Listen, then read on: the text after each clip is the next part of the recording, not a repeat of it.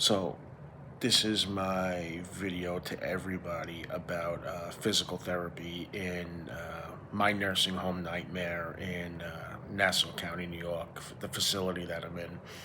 So, Tuesday, I get evaluated. You know, they check my legs, they check everything, they ask me a bunch of questions, and tell me on Wednesday, PT, physical therapy, is about to start, is going to start. No problem. Wednesday comes. Normal day, nothing happens here. They go home at like 4 o'clock, I think. So here it comes 3 o'clock. She comes in my room and says, "Oh, we were waiting for you." I says, "Well, nobody came to get me." So they're like, "Okay." So they do work it out. So let's do physical therapy here. So she gets my walker. We go in the hallway. I walk about 5 feet. I'm in pain. I sit in my wheelchair. Physical therapy's over. Okay. So Thursday comes and nobody comes to get me. And now it's like 2 o'clock, and my physical therapist comes to my room and says, "Oh, let's do physical therapy. We'll do it here in the hallway." So once again, we get up, we go in the hallway. I walk 5, 6 feet. I'm in pain. I sit down. She's like, "Okay, that's good for today. How is this physical therapy? How was that therapy at all?" Now, today there was no physical therapy because I had an outside doctor's appointment, so I understand not getting it today. But let's go back to when I was going to physical therapy every day, when I was actually going downstairs, not in the hallway, because what they do is you go in the hallway, you do some leg raises, you kick out to the side a little bit, you raise your knees in the wheelchair, you go for a walk, and literally 10, 15 minutes, 10 minutes, you're done. So now we go down to now. This is going back a couple of months. We go down to the therapy facility, and okay, get on a bicycle. They leave. They're helping 3 or 4 other people. Your 10 minutes is up. Okay, so let's stand and do kicks out to the side, and let's do leg raises. Do 10 sets. I'm sorry. Do 3 sets of 10 with each leg, and I'll be back when you're done. They come back when I'm done. Okay, let's go on the machine to do leg kicks and leg presses to work on the quads. So they put me on the machine and they leave. There's no interaction with how are your muscles, how are you feeling. There's no stretching. I need stretching, and I constantly ask for it. And even when I'm in the facility downstairs, like I said, 10 minutes on one machine. 5 minutes of leg kicks and 5 minutes on leg presses, and you're done.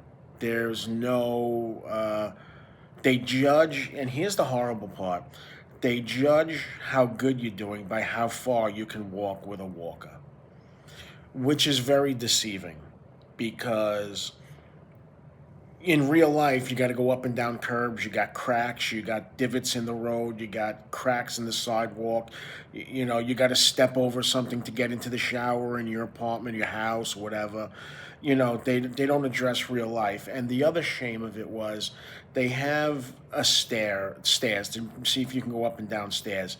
It's like 4 steps to a platform, and it's got handrails on both sides, incredibly sturdy. And what they tell you is pull yourself up with your arms to get up the stairs. Now, on my own, I cannot lift my feet high enough to even get my foot on the step. So they help you get your foot on the step. Rely on your both arms pulling yourself up. In real life, when does that apply? When do you have 2 railings on both sides all the time where you could pull yourself up and have somebody putting your feet on the steps?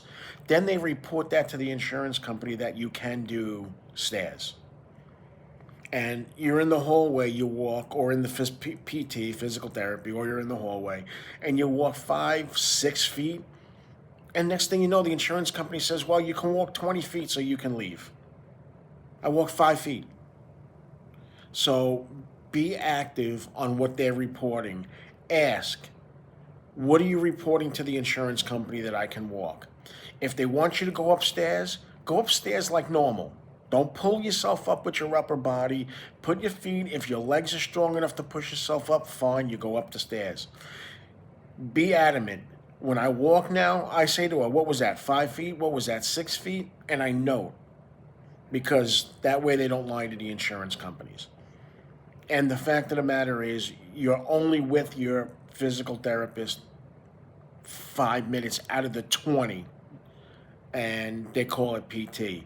To me, it's like a meat show. Get them in, get them out. Get them in, get them out. That's what you see when you're there. If you're competent enough to see what's going on, that's what they do. They get people in, 4 or 5 people at a time with one therapist, and they're blowing them in and out, blowing them in and out, just so they can charge the insurance companies.